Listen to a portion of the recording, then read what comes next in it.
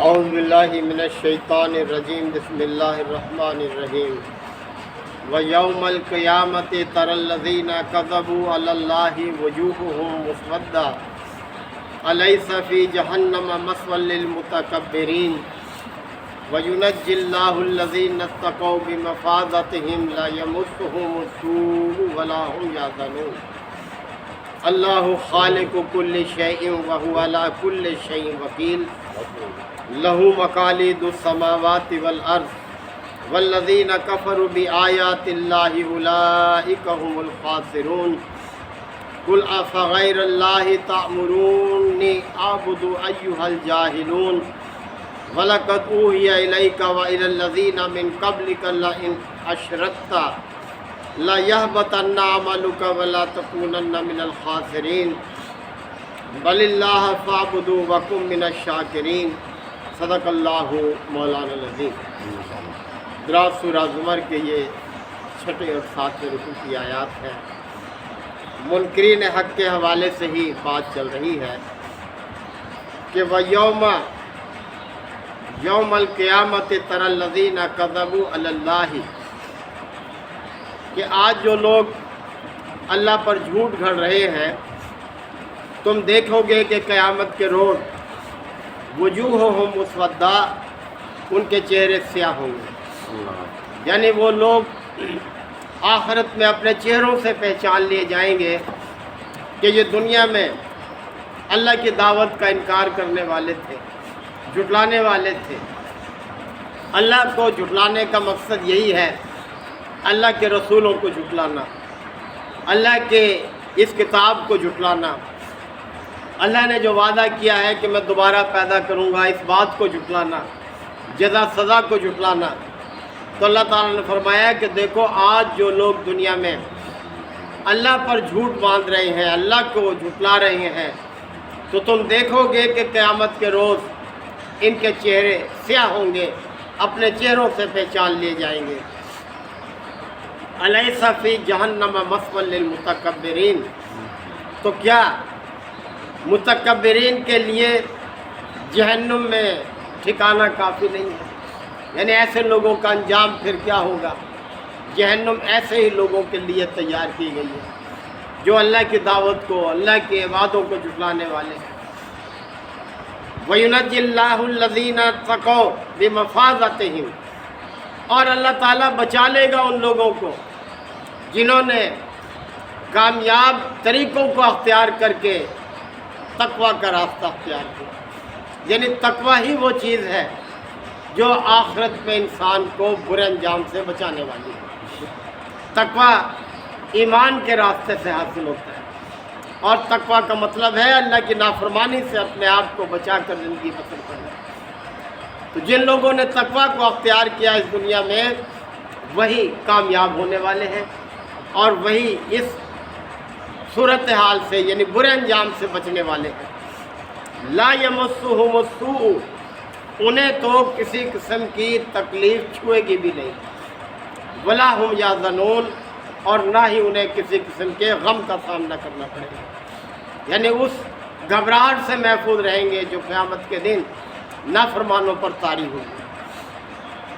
اللہ خالق کل شیء، اللہ ہی ہر چیز کا خالق ہے، کل شیء، ہر چیز کا خالق ہے، یعنی کائنات کی ہر چیز اس کی مخلوق ہے، اس کے پیدا کرنے سے وجود میں آئی ہے کائنات کی ہر چیز، اور اس کے قائم رکھنے سے قائم ہے کائنات کی ہر چیز، اور کائنات کی ہر چیز اس کے پرورش دینے سے پھل پھول رہی ہے، ورنہ کسی میں اتنا بلبوتا نہیں کہ قائم رہ سکے۔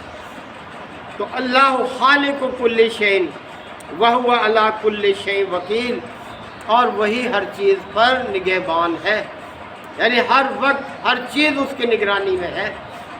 تو انسان کیا سمجھتا ہے؟ انسان بھی ہر وقت اللہ کی نگاہ میں ہے۔ لہو مقالید السماوات والارض، آسمانوں اور زمین کے خزانوں کی کنجیاں اسی کے پاس ہیں، یعنی ہر چیز پر اسی کا اختیار ہے۔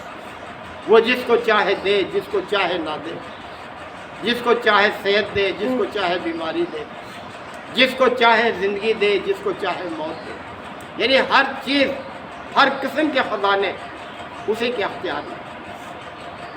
والذین کفروا بآیات اللہ، اور فرمایا جن لوگوں نے اللہ کی آیات سے کفر کیا، اللہ کی آیات سے جنہوں نے انکار کیا، اولئک هم الخاسرون، وہی لوگ خسارے سے دوچار ہونے والے ہیں، اور خسارہ بھی ایسا جس کی تلافی نہیں ہے، یعنی آخرت میں جب فیصلہ ہو جائے گا کسی شخص کے بارے میں کہ یہ تو خسارے سے دوچار ہو گیا، تو کوئی موقع نہیں ہے تلافی کا۔ موقع یہی ہے دنیا میں، یہاں انسان اس مہلت عمل سے فائدہ ہوتا ہے۔ کل اے نبی صلی اللہ علیہ وسلم کہہ دو ان سے جو انکار کر رہے ہیں، افا غیر اللہ تامرونی اعبدو، کہ کیا تم مجھے اللہ کے علاوہ اوروں کی بندگی کا کہتے ہو کہ میں اللہ کے مقابلے میں اوروں کی بندگی اختیار کر لوں؟ ایھا الجاہلون، اے جاہلو، یہ تو جہالت کا کام ہے، اللہ کے مقابلے میں دوسروں کی بندگی اختیار کرنا یہ تو سراسر جہالت ہے۔ تو اے نبی صلی اللہ علیہ وسلم ان منکرین حق سے کہہ دو کہ اے جاہلو، کیا تم مجھے اللہ کے مقابلے میں دوسروں کی بندگی اختیار کرنے کا کہتے ہیں؟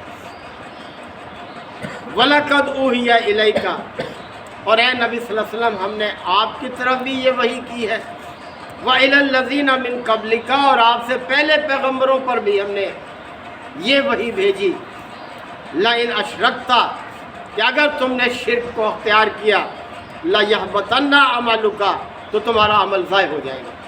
کوئی وقت نہیں اللہ کے ہاں کسی کے عمل کیا اگر اس نے اللہ کے ساتھ دوسروں کو شریک کیا۔ اور اللہ تعالیٰ نے کئی بار اس فرمان کو دہرایا ہے کہ ان اللہ لا یغفر ان یشرک بہ، اللہ تعالیٰ اس کو ہرگز معاف نہیں کرے گا جس نے اس کے ساتھ شرک کیا، وَيَغْفِرُ مَا دُونَ ذَلِكَ لِمَن یشاء، اور اس کے علاوہ جس کو چاہے گا بخش دے گا۔ تو یہ شرک اتنا عظیم گناہ ہے، یہ اتنا اللہ کو ناپسند ہے، یہ ان لوگوں کی مغفرت نہیں کرے گا جنہوں نے اللہ کے ساتھ شرک کیا۔ تو یہ فرمایا کہ دیکھو اے نبی صلی اللہ علیہ وسلم، ہم نے آپ کی طرف بھی یہ وحی کی ہے اور آپ سے پہلے پیغمبروں کی طرف بھی یہ وحی بھیجی کہ اگر تم نے شرک کیا، لَيَحْبَطَنَّ عَمَلُكَ، تو تمہارا عمل رائے گا چلا جائے گا، ضائع ہو جائے گا، وَلَا تَكُونَنَّ مِنَ الْخَاسِرِينَ، اور تم خسارہ پانے والوں میں سے ہو جاؤ گے، انہیں لوگوں میں شامل ہو جاؤ گے جنہوں نے خسارے کو حاصل کر لیا۔ بل اللہ فاعبدوا، بلکہ اللہ ہی کی بندگی کرو۔ پیدا اس نے کیا، قائم اس نے رکھا ہوا ہے، زندگی اس نے دے رکھی ہے، ساری زندگی کی ضرورتیں اس نے پوری کی ہوئی ہیں، یہ جسم و جان کی صلاحیتیں اس نے دے رکھی ہیں، لہذا فاعبدوا، اس کی بندگی کرو، اور اسی لیے تمہیں پیدا کیا گیا ہے۔ اللہ تعالیٰ نے بار بار اس چیز کو واضح کیا ہے کہ وما خلقت الجن والانس الا لیعبدون، ہم نے جنوں اور انسانوں کو صرف اپنی بندگی کے لیے پیدا کیا۔ اس لیے فرمایا کہ بل اللہ فاعبدوا، بلکہ اللہ ہی کی بندگی کرو، وَکُن مِنَ الشَّاکِرِین، اور شکر گزار بن جاؤ، ان لوگوں میں شامل ہو جاؤ جو شکر گزاری کے ساتھ زندگی بسر کرنے والے۔ اور سب سے بڑی شکر گزاری یہی ہے کہ اللہ کی بندگی کو اختیار کرے، اللہ کی بندگی سے باہر رہ کر انسان اللہ کا شکر ادا کرے۔ تو یہ دعوت سب انسانوں کے لیے، سب کے لیے کامیابی کا یہ راستہ ہے۔ اللہ تعالیٰ ہم سب کو عمل کی توفیق عطا فرمائے۔ وآخر دعوانا الحمد للہ وکفیٰ وسلام علی عبادہ الذین اصطفیٰ۔ ربنا آتنا فی الدنیا حسنہ وفی الآخرۃ حسنہ وقنا عذاب النار وادخلنا الجنۃ مع الابرار یا عزیز و یا غفار یا رب العالمین۔ اللہم انک عفو کریم تحب العفو فاعف عنا۔ اللہم من احییتہ منا فاحیہ علی الاسلام ومن توفیتہ منا فتوفہ علی الایمان۔ یا شافی الامراض اشف مرضانا ومرضى المسلمین، یا قاضی الحاجات اقض حاجات وحاجات المسلمین۔ اللہم انصر الاسلام والمسلمین۔ ربنا تقبل منا انک انت السمیع العلیم وتب علینا انک انت التواب الرحیم۔ صلی اللہ تعالی علی خیر خلقہ محمد وآلہ وصحبہ۔ الحمد للہ۔